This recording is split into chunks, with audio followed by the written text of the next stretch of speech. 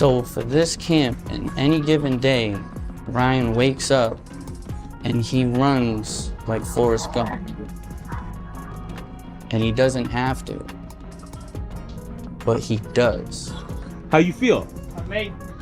He said 7 punches not gonna do it. I said, if you didn't put in the contract that I can't throw more than 7 punches, then I'd throw more than that. Because Ryan is an elite fighter, he's a knockout artist, among the best fighters in the world today. They want to take every step to try to control the amount of strength he's gonna have the next day. Something just leaked out of fight camp. And if you're a boxing fan, you're either excited, confused, or already arguing in all caps. Because Ryan Garcia stepping into sparring rounds with Rolly Romero ahead of the Mario Barrios Showdown is not normal preparation. That's like studying for a chess match by wrestling a chainsaw. This is not light work. This is chaos conditioning. When sparring partners start looking like alternate main events, you know something serious or seriously unhinged is cooking behind closed gym doors. And now the footage, the whispers, the camp talk, and the reactions are spreading faster than knockout clips on replay. Some fans are calling it genius strategy. Others are calling it unnecessary risk.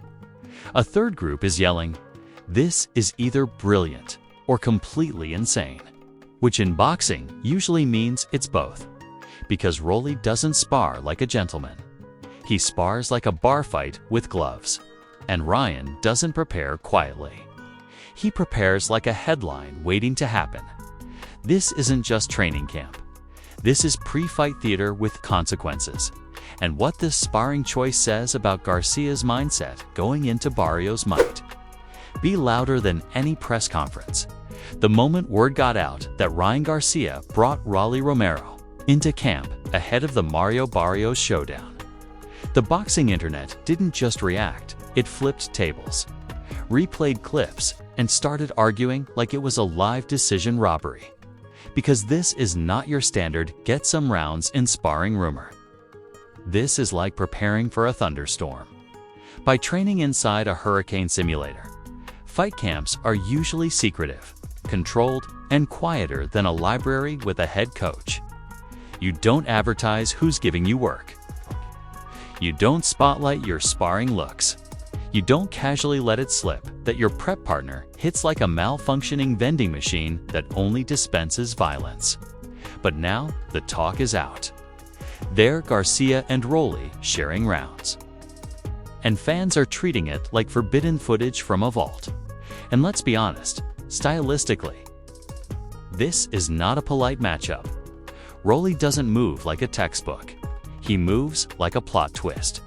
His rhythm is awkward, his timing is disruptive, and his punch selection sometimes looks like it was chosen by rolling dice. That makes him dangerous in a way clean technicians hate. Sparring him is like shadowboxing a glitch in the Matrix, which is exactly why people are yelling. This might be intentional chaos because Mario Barrios brings pressure, size, and steady offense. He's not a gimmick fighter.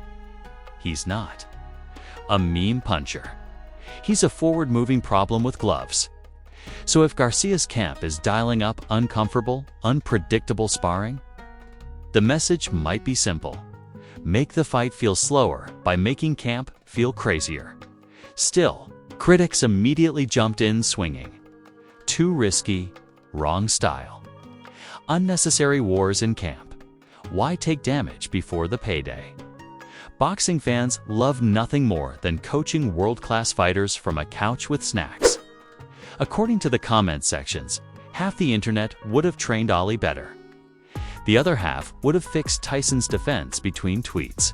Supporters fired back just as fast. They argued that elite fighters don't look for comfort, they look for stress.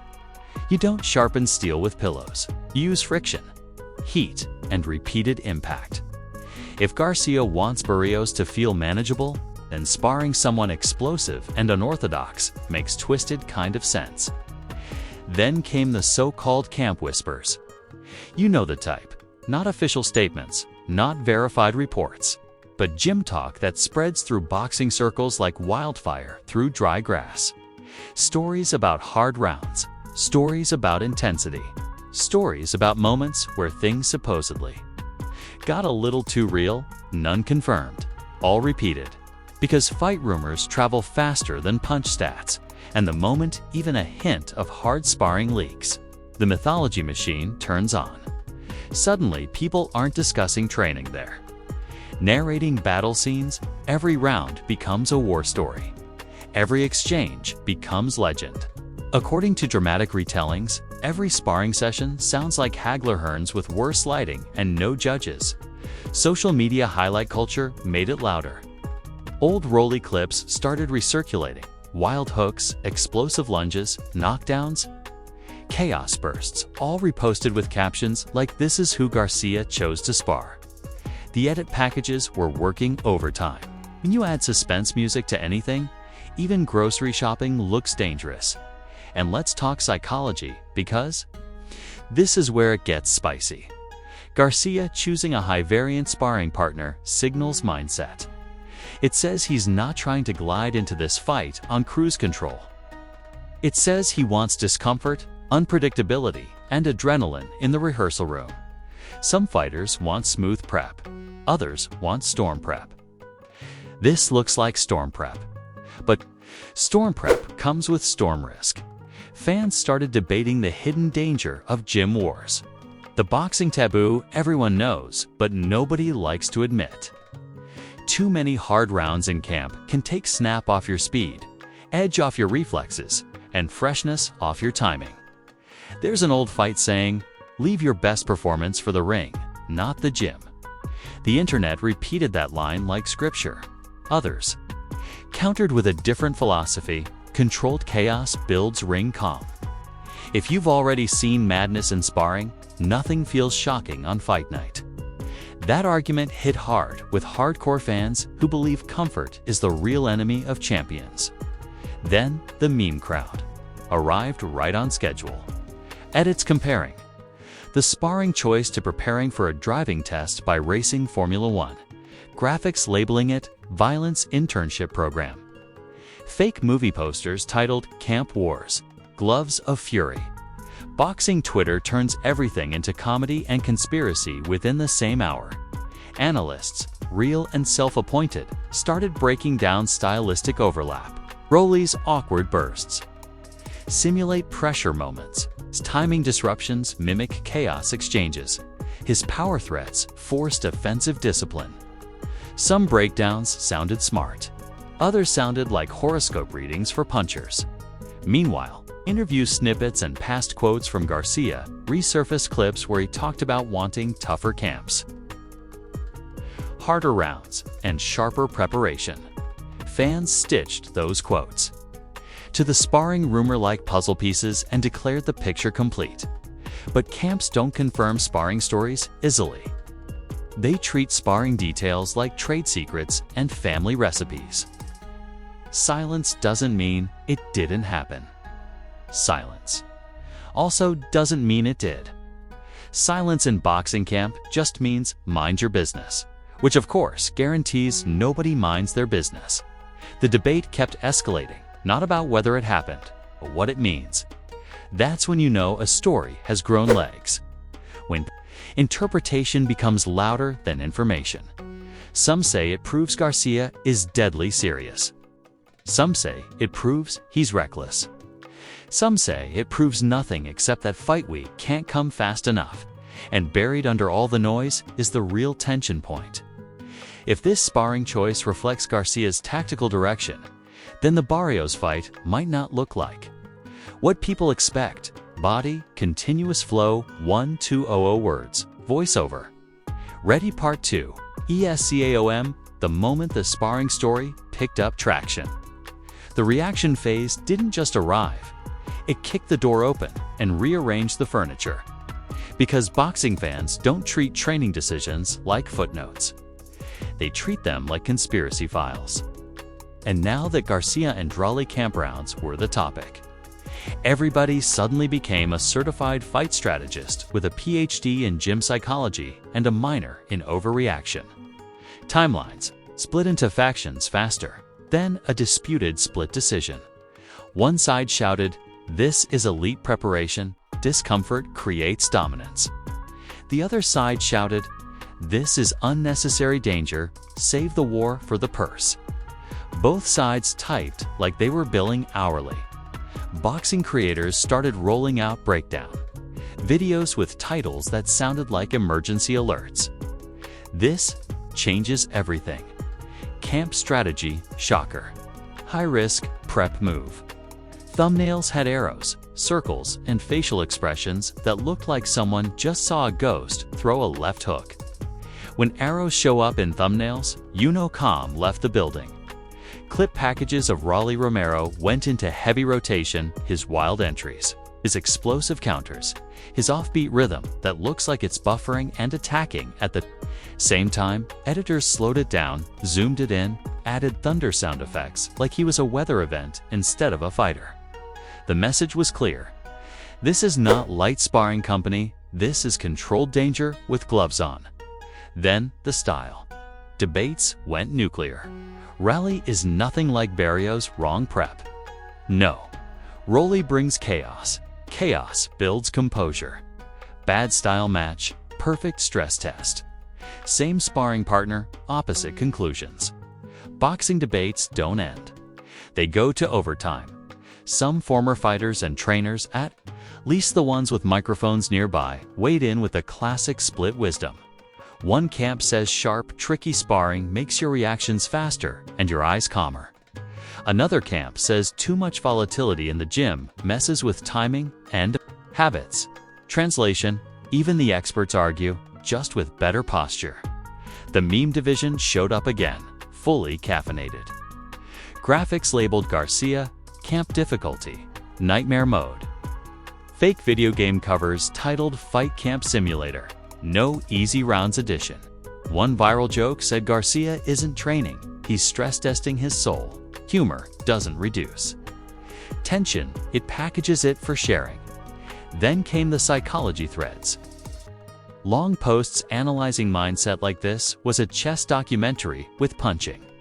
The theory, bringing in a dangerous, unpredictable sparring partner, signals internal urgency. Fighters who feel too comfortable pick safe rounds. Fighters who feel hungry pick fire. That narrative spread fast because it sounds deep and dramatic. The internet's favorite flavor, others pushed a different theory: intimidation by association. Just the rumor of hard sparring with a known puncher sends a message to opponents and fans alike. Camp is serious, prep is violent, expectations are high. It's marketing through sweat. Even unconfirmed gym stories can shape pre-fight aura. Aura matters in big fights. Confidence sells tickets before punches do. Speculation escalated further. When people started connecting dots that may or may not belong on the same page, old training clips resurfaced. Past interviews got quoted. Random gym photos got reinterpreted like hidden clues. If someone sneezed near a heavy bag, the caption read, "Intense session." Context once again went on vacation. Reaction channels upgraded their tone from curiosity to prophecy. Suddenly, sparring choices weren't just preparation, they were destiny indicators. According to dramatic narrators, this one camp decision predicts hand speed, stamina, chin durability, and possibly the weather. Calm down, it's sparring, not a crystal ball. But hype doesn't run on breaks. Fan polls started popping up everywhere. Does this help or hurt Garcia? Results split nearly down the middle, which of course made both sides claim victory. Internet polls are the only place where everyone wins and nobody agrees. Then came the shadowboxing economists, the fans who analyze risk like investment portfolios. Their argument was simple: damage is a currency. Every hard gym round spends a little bit. Spend too much before fight night, and your account looks different under the lights. It's a compelling argument and a terrifying one if you believe it. The counter-argument hit right. Back elite fighters don't crumble from smart, supervised sparring. Okay? They adapt, calibrate, and improve. Not every hard round is a career. Tax. Some are skill dividends. Depends on control, coaching, and ego levels in the room. Ego, now that word started popping up more often, because when two explosive fighters share rounds, ego management becomes the invisible referee. Sparring is supposed to be practice until pride shows up wearing gloves.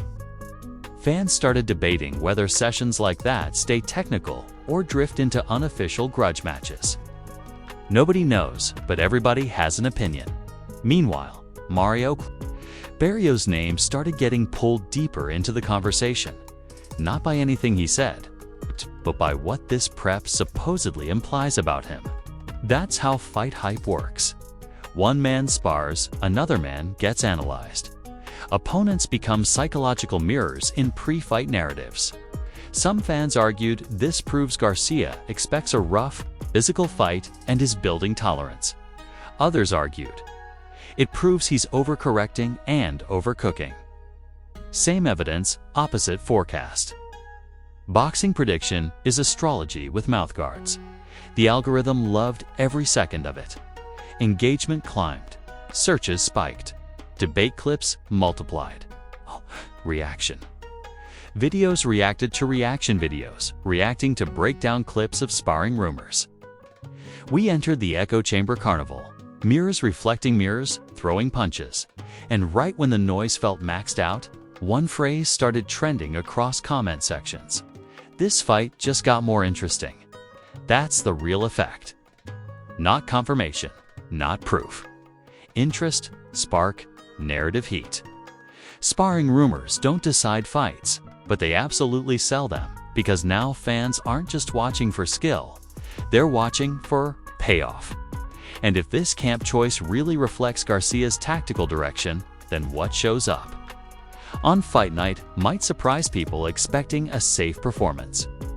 Now, we enter the phase where the noise stops being noise and starts becoming narrative. Because once a training story grows legs, it doesn't just jog around social media, it starts rewriting expectations. What began as talk about Ryan Garcia sharing sparring rounds with Rolly Romero before the Mario Barrios Showdown has now evolved into something bigger than gym gossip. It's become a prediction engine, a reputation test, and a pressure multiplier all at once. Welcome to the consequence round. Before a single official punch is thrown in modern fight culture. Preparation stories shape perception almost as much as press conferences. Fans don't just watch fights, they watch build-ups like detectives tracking motive. And now, Garcia's camp is being framed as either brilliantly intense or dangerously reckless, depending on who's holding the microphone. That split matters, because perception changes pressure. Supporters are spinning this as proof of elite seriousness. Their argument sounds like a movie trailer voiceover. When others choose comfort, he chooses chaos. When others want smooth rounds, he wants storms. They're painting Garcia as the fighter walking uphill on purpose with ankle weights and thunder overhead. It's a powerful narrative, and narratives stick to fighters like nicknames. Critics are pushing the opposite storyline, overcooked camp. Unnecessary danger, wrong kind of rounds at the wrong time. They're warning about the classic boxing ghost story, the fighter who won the gym and lost the fight. Every generation has that cautionary tale. Nobody agrees on how often it's true, but everybody repeats it like folklore. And once a fighter gets placed inside a cautionary tale template, every shadow looks suspicious. The tactical debate also grew sharper. Analysts, professional and self-appointed, started projecting what this means stylistically for fight night. If Garcia is sparring explosive, awkward power, maybe he's preparing for volatility instead of rhythm. Maybe he's expecting messy exchanges instead of clean lanes. Maybe he's training reactions over choreography. Or maybe, and this is the part nobody likes, sparring style doesn't perfectly predict fight style at all. But try telling that to the internet. Predictive certainty is social media's favorite sport. Barrios, meanwhile, becomes the silent gravitational center of the story. Without saying a word, he gets pulled into every theory. This shows Garcia expects pressure. This shows Garcia is worried about power. This shows Garcia is changing tactics. Opponents become psychological Rorschach tests. People see what they want to see. That's the strange math of fight hype. One man sweats. Another man gets analyzed. Reputation stakes quietly rise in moments like this. Not legacy-level stakes, but narrative stakes. If Garcia looks sharp on fight night, the sparring story becomes legend. See, that crazy camp paid off. If he struggles, the same story becomes blame fuel. Too many wars in training. Same prep, opposite headline, depending on result, outcome. Writes the moral retroactively. This is why camps usually guard sparring secrets like passwords. Because once a prep detail escapes, it becomes a future explanation waiting for a result. Win, it was genius. Lose, it was a mistake. The interpretation doesn't stay neutral. It chooses a winner afterward. The gym war mythology machine kept spinning too. Even without verified footage, even without confirmed reports, fans kept narrating imagined rounds like ringside commentators. According to dramatic retellings, every sparring session now sounds like a trilogy fight with no judges and loud echoes. Reality may be calmer, but calm never trends. Another consequence surfaced: expectation inflation. The more intense the training narrative, the higher the performance expectation. Fans now expect Garcia to look faster, sharper, tougher, more composed under fire because the story says he trained in chaos. When expectation rises, forgiveness drops. That's the hidden tax of hype. Social media also turned this into a personality reading. Some fans framed the move as maturity, embracing hard prep. Others framed it as adrenaline addiction, chasing danger for motivation. Fighters become psychological case studies whenever they make unconventional choices. Armchair psychology remains undefeated. The meme cycle slowed but didn't disappear. Now the jokes turned into prophecy humor. If this goes wrong, blame the sparring. If this goes right, sell the sparring program. Comedy shifted from reaction to forecast. That's always a sign the story has matured into folklore territory. There's also a strategic ripple. Most casual viewers miss opponent awareness. When stories like this spread, the other camp hears them too. Maybe they ignore it. Maybe they adjust. Maybe they study different tendencies. Information, even rumor-level information, changes preparation environments. Not dramatically, but subtly. Subtle wins fights more often than loud does. Coaching philosophy debates came roaring back as well. Old-school voices argued that tough sparring builds ring durability and emotional calm. New school voices argued that precision sparring and lighter contact preserve speed and longevity. It's the eternal split. Forge the blade with fire or polish it with care. Both schools produce champions. Both schools produce excuses. That's boxing symmetry. Through all of it.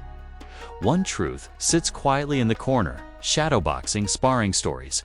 Don't throw punches on fight night. Fighters do. Camps don't win decisions. Execution does. Narrative heat cannot replace ring.